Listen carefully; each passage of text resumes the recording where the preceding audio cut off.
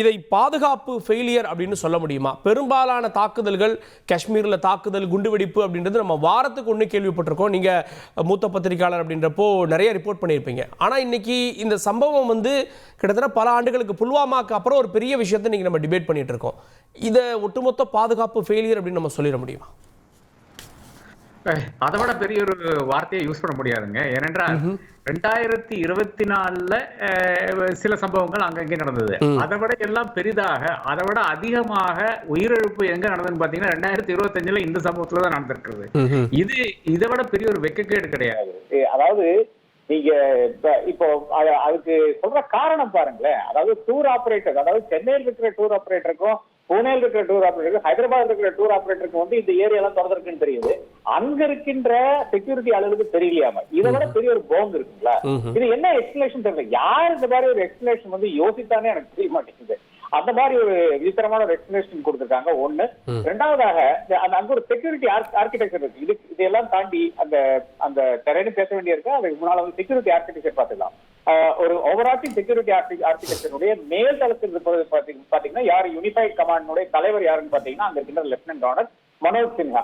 அவர் நிச்சயமாக ராஜினாமா செய்ய வேண்டும். நான் அமித்ஷா ராஜினாமா செய்ய வேண்டும், மோடி ராஜினாமா செய்ய வேண்டும் எல்லாம் சொல்ல மாட்டேன்.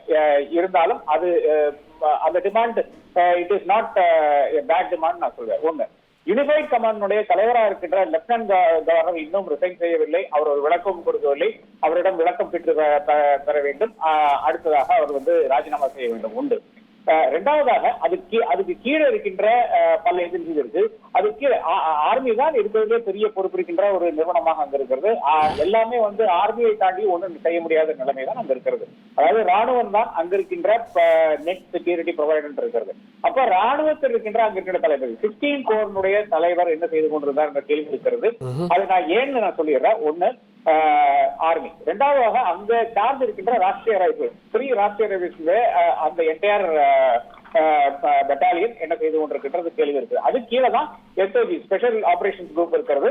அதுக்கும் கீழே லோக்கல் போலீஸ் இருக்குது. இவ்வளவுதான் இருக்குது. அதாவது ஒரு எஸ்பி லெவல்ல இருந்து ஆரம்பித்துக் கொண்டு நாம எஸ்ஓஜி என்ற ஒரு ஏறத்தாழ ஒரு ரவுடி எலிமெண்ட்ஸ் அடங்குகின்ற ஒரு ஆர்கனைசேஷன், அதுவும் ஒரு குவாசி பாராமிலிட்டரி ஆர்கனைசேஷன், அப்புறம் சிஆர்பிஎஃப் இருக்கிறது, அப்புறம் ஆர்ஆர் இருக்கிறது, இருக்கு, அப்புறம் ராணுவம் இருக்கிறது, அதன் மேல லெப்டினன்ட் கவர்னர் இருக்கிறார். இது எல்லா தளத்திலையும் நிச்சயமாக நாம் ரெஸ்பான்சிபிலிட்டி மிஸ் பண்ண வேண்டும் என்று நான் கூறுவேன்.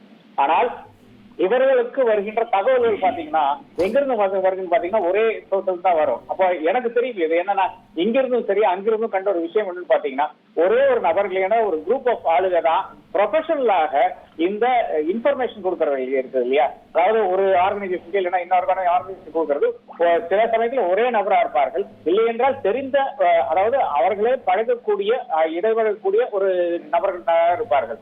அந்த நபர்கள் என்ன செய்வாருன்னு பாத்தீங்கன்னா இப்ப எஸ்ஓஜிக்கு ஒரு மாதிரி கொடுப்பாங்க, லோக்கல் போலீஸ்க்கு ஒரு மாதிரி கொடுப்பாங்க. அதே இன்ஃபர்மேஷன் டிஃபரெண்டா பேக்கேஜ் பண்ணி இன்ஃபர்மேஷன் கொடுத்து கொண்டிருப்பார்கள். இங்க இதுல என்ன ஆகுது, இங்க பிரச்சனை என்ன வருதுன்னு பாத்தீங்கன்னா increasingly இந்தியன் இன்டெலிஜென்ஸ் ஆனாலும் சரி, இந்தியன் அப்கோர்ஸ் ஐபிஎம் இருக்கிற இடம் தான், அதுக்கெல்லாம் நான் போகவில்லை. ஆனால் இந்தியன் இன்டெலிஜென்ஸ் ஆனாலும் சரி, இந்தியன் ஆர்மி ஆனாலும் சரி, இந்தியன் ஆர்ஆர் ஆனாலும் சரி, இவர்கள் எல்லாம் இன்கிரீசிங்லி எலக்ட்ரானிக் இன்டெலிஜென்ஸ்ல மட்டும் தான் நம்பிக்கொண்டிருக்கிறார்கள். இப்ப தமிழகத்தையே எடுத்துக்கொண்டீங்கன்னா கேமராவும் நம்பிக்கொண்டு ஏதாவது வண்டி ஓடிக்கொண்டிருக்கிறது. போலீஸ் இன்னைக்கு இருக்கின்ற போலீஸ் நம்முடைய கேமராக்களில் நம்முடைய செல்போன்களை மானிட்டர் பண்ணதுல மட்டும்தான் அவர்களுடைய வண்டி ஓடிக்கொண்டிருக்கிறது என்பதால் உண்மை நிலையை தவிர லாஸ்ட் மைல் போலீசிங்கே கிடையாதுங்க. இங்க மட்டும் கிடையாது. காஷ்மீர்ல சொல்லவே வேண்டாம். அது யூபியா இருந்தாலும் சரி, எந்த அரசாங்கம் இருந்தாலும் சரி, அங்க இதுவே கிடையாது. அங்க ஒரு கவர்னன்ஸும் கிடையாது, ஒரு ஊரா இருக்கிறது. அப்ப என்னை பொறுத்தவரை எங்க ரெஸ்பான்சிபிலிட்டி மிஸ் பண்ண வேண்டும் என்று நீங்க கேட்ட கேள்விக்கு இந்த எல்லா தளங்களிலும் லோக்கல் எஸ்பியிலிருந்து ஆரம்பித்துக் கொண்டு அங்க இருக்கின்ற சிஆர்பிஎஃப் படையினர், அதை தாண்டி ஆர்ஆர், அதை தாண்டி நிச்சயமாக எஸ்ஓஜி, இவர் ஆர்மி 16 கோர்னுடைய தலைவர், அப்புறம் என்னை பொறுத்தவரை மனோஜ் சின்ஹா என்னை பொறுத்தவரை ஒரு செக்யூரிட்டி எக்ஸ்பர்ட், ஆர்மிக்காரர், அவர் பதவி விலக வேண்டும். இதுதான் என்னுடைய முதல் டிமாண்டாக இருக்கிறது. ஓகே, கேட்போம். மற்ற விருந்தினர்களும் இணைகிறார்கள். பாரதிய ஜனதா கட்சியிலிருந்து விவசாயினுடைய மாநில தலைவர் திரு ஜி கே நாகராஜன் இருக்கிறார். தொடர்ந்து வலதுசாரி ஆதரவாளர் திரு எம் குமார் அவர்கள் இணைந்திருக்கிறார். அவரின் நிகழ்ச்சிக்கு வரவேற்கிறேன். நான் திரு ஜி கே நாகராஜ் அவர்கள்ட்ட இது பாதுகாப்பு ஃபெயிலியர் இருக்கு அப்படின்றத அரசு ஏற்றுக்கணும் இல்லையா? ஏன்னா பல நிலைகளில் இந்த ஃபெயிலியர் இருந்திருக்கு. சுற்றுலா பயணிகள் வந்துட்டு போகிறது லோக்கல் ஆப்ரேட்டருக்கு தெரிஞ்சிருக்கு, ஆனால் பாதுகாப்புத்துறைக்கு இன்னும் சொன்னால் இன்டெலிஜென்ஸை கையில் வச்சிருக்கக்கூடிய லெப்டினன்ட் கவர்னர் அங்கே அவருக்கு வரக்கூடிய தகவல் இல்லை, ஆர்மி சீஃப்க்கு வரக்கூடிய தகவல்லையும் அது இல்லை. இந்த இடம் சுற்றுலா பயணிகளுக்கு திறந்து விட்டப்பட்டது எங்களுக்கு தெரியாது அப்படின்றது நம்புற மாதிரி இருக்கா? அனைவருக்கும் வணக்கம். இன்னும் கூட அந்த மனசனுடைய வேதனை குறையவில்லை. இங்க மட்டும் இல்லை, இந்தியா முழுவதும் ஒரு பெரிய கொந்தளிப்பை ஏற்படுத்தி இருக்கிறது. சிலர் எதிர்கட்சி சார்ந்த சிலர் எரிகிற வீட்டுல புடுங்குற மாதிரி ஏதோ ஒரு காரணங்களை சொல்லி அதை அவருடைய அந்த போக்கை திசை திருப்ப பார்க்கிறார்கள். ஏப்ரல் 20ஆம் தேதி தான் அந்த பைசன்ங்கிற அந்த வேலி திறக்கப்பட்டிருக்கிறது டூரிஸ்டுக்காக. 22ஆம் தேதி இன்சிடென்ட் நடந்திருக்கு. இது என்டையர்லி வீடியோ கண்ட்ரோல்ல வர்றது, அந்த மாவட்ட ஆட்சியருக்கு கீழே இருக்கிற வீடியோ கண்ட்ரோல்ல வர்றது.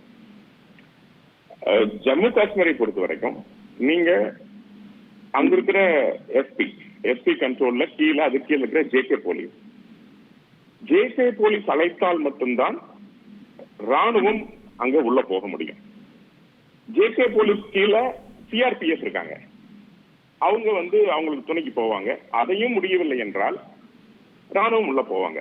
இதுதான் ஃபேக்ட். ஆக்சுவலி இதுதான் உண்மையான நிகழ்வு. அங்க போய் இது இல்ல ஒரு சில சந்தேகமாவே நான் கேட்கிறேன். இல்ல தமிழ்நாட்டுல ஒரு இஷ்யூ அப்படின்னு ஒரு அரசோ யாரோ அழைச்சா ராணுவம் வரும்னு புரிஞ்சுக்கலாம். காஷ்மீர் போன்ற ஒரு இடங்கள்ல அங்க இதுவரை நம்ம சந்திச்ச தாக்குதல்கள் என்ன, சந்திச்ச தீவிரவாதம் என்ன, மாநில போலீசார் அழைச்சாதான் துணை ராணுவ படை வரும். துணை ராணுவ படைக்கு அங்க எத்தனை கேம்ப்ஸா இருக்கு? துணை ராணுவ படைக்கு இருக்கு, ஆர்மிக்கு இருக்கு. இல்ல சார், அதான் சார் லா, அதான் சட்டம்ங்க. அதான சட்டம். நீங்க அவங்க கண்ட்ரோல்ல அவங்க அழைக்கணும். அதே மாதிரி நீங்க அங்க என்கவுண்டர் பண்ணனா கூட டிஸ்ட்ரிக்ட் மேஜிஸ்ட்ரேட் இருப்பாரு, அவரோட பர்மிஷன் கேட்டுதான் நீங்க அங்க என்கவுண்டர் பண்ணணும். இல்லாட்டி மிலிட்டரி மேலேயே அவங்க எஃப்ஐஆர் போடுவாங்க. இதெல்லாம் லா. இது இருக்கிற லா விஷயம். ரெண்டாவதுங்க, அங்க இருக்கிற மக்களே, அங்க இருக்கிற டூரிஸ்ட் விரும்புற மக்கள், அங்க இருக்கிற காஷ்மீர் மக்களே எங்களுக்கு ராணுவத்தை நீங்க தொடர்ந்து கொடுக்க வேண்டாம், எங்களுடைய டூரிஸ்டம் பாதிக்கப்படுதுன்னு சொன்ன காரணத்தால அங்க ஜேகே போலீஸ் முழுமையா அந்த கண்ட்ரோல் எடுத்தாங்க. இது நிச்சயமா இது மத்திய அரசு மாநில அரசு ரெண்டு பேருடைய குறைபாடுகள் தான், அதுல மாற்று கருத்துக்கள் இல்லை. ஆனால் ஏறக்குறைய இந்த கடந்த ஆண்டுகளாக ஆர்டிகல் 370 நீக்கப்பட்டதுக்கு அப்புறம் இன்னைக்கு ஏறக்கூடிய 2,14,00,000 பேர் இன்னைக்கு டேட் வரைக்கும் அங்க சுற்றுலா பயணிகள் சென்று வந்திருக்கிறார்கள். அந்த பர்டிகுலர் அந்த பல்காம் அந்த பகுதியில் மட்டும் 2000க்கும் மேற்பட்ட சுற்றுலா பயணிகள் இருந்திருக்கிறாங்க. சோ இது ரொட்டீனா நீங்க நடக்கிற விஷயம், நடந்துட்டு இருக்க விஷயம்.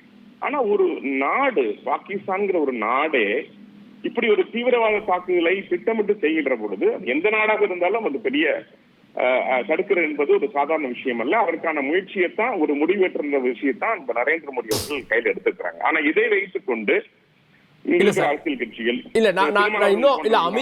அமித்ஷா பதவி விலகணுமா அப்படின்றதெல்லாம் அது பெரிய கேள்வி. அது கூட நான் போல. முதல்ல எல்லை பகுதி ராணுவம், அதை தாண்டி லோக்கல்ஸ் 2 பேர் ஈடுபட்டு இருக்காங்க. அப்ப அங்க இருக்கக்கூடிய இன்டெலிஜென்ஸ் தகவல் கொடுக்கறவங்க அதுல ஸ்மெல் பண்ணியிருந்தா கூட இது பண்ணியிருந்திருக்கலாம். இந்த டைப்பே நடந்திருக்கு பாருங்க. வெளியில இருந்து வந்திருக்காங்க, இவங்க சேர்ந்திருக்காங்க. ஏதாவது ஒரு நிலையில தடுத்திருக்க முடியும் இல்லையா? இது ஐஎஸ் அங்க இன்டெலிஜென்ஸ் சர்வீசஸ் இருக்கிற மாநில அரசுடையதும் ஐபிங்கிற மத்திய அரசும் இதெல்லாம் இணைஞ்சு ஒரு கோஆர்டினேஷன். அந்த வேல்யூ திறக்கிறதுக்கு முன்னாடியே நீங்க ஒரு கோஆர்டினேஷன் மீட்டிங் போட்டிருக்கணும். மாநில அரசும் மத்திய அரசும் சேர்ந்து எல்லாம் ஒரு கோஆர்டினேஷன் போட்டு அதை வீடியோ அழைச்சு பண்ணிருக்கணும். அதையும் பண்ணல, இந்த ப்ரொசீஜர் பண்ணல. ஏன்னா அங்க இதுவரைக்கும் இந்த மாதிரியான தாக்குதல் நடக்கல. மிலிட்டரி மேல வருவாங்க, அட்டாக் பண்ணுவாங்க, அது மாதிரி நடந்தது வழிய நேரடியாக பொதுமக்களை, அதுவும் மதத்தை வைத்து நீங்க உள்ளாடைய கலட்டி நீ இந்த மாதிரி சேர்ந்தவனான் பார்த்து செக் பண்ணி சூட் பண்ற அளவுக்கு திட்டமிட்டு ஒரு கூட்டம் வந்தது அப்படிங்கிறது இது பல முறைக்கு பின்பாக இது ஒரு மிகப்பெரிய தாக்குதலை அவர்கள் திட்டமிட்டு ஒரு நாடே நடத்தி இருக்கிறது. பாகிஸ்தான் போன்ற நாடு திட்டமிட்டு செய்திருக்கிறது. ஆனா இது இந்த சமயத்துல இது மாதிரி இவர் ரிசைன் பண்ணணும், அவர் ரிசைன் பண்ணணும், உமர் அப்துல்லா பண்ணணும். உண்மையிலேயே பார்த்தா பண்ண வேண்டியது உமர் அப்துல்லா பண்ணணும். அவர் தான் அந்த மாநிலத்துக்கு, போலீஸுக்கு, காவல்துறைக்கு அங்க முதலமைச்சரா இருக்காரு. நான் அதுக்குள்ளேயும் போக விரும்பல.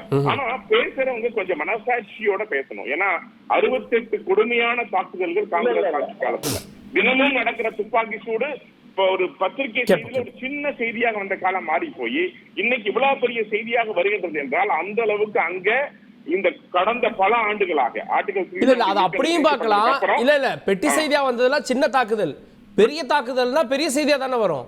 இன்னைக்கு பெரிய தாக்குதல் நடந்திருக்கு. இல்ல சார், நேற்று ஹிந்துஸ்தான் டைம்ஸ் ஒரு ஆர்டிகல் போட்டிருக்காங்க, 68 தாக்குதல்கள் அழகா ஒன்னையும் பட்டியல் போட்டிருக்காங்க.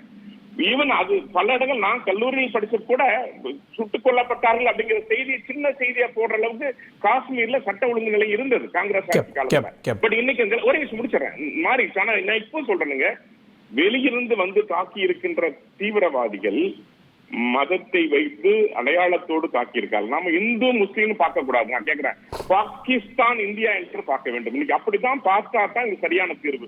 இன்னைக்கும் சில தலைவர்கள் திருமாவளவன் போன்றவர்கள் பேசுற அந்த பேச்சுக்கள் நிச்சயமா அவர்கள் வாக்கு அரசியலை மையப்படுத்தி பேசுகின்ற பேச்சு ஏற்றுக்கொள்ளத்தக்கது அல்ல அப்படிங்கிறது என்னுடைய கருத்து.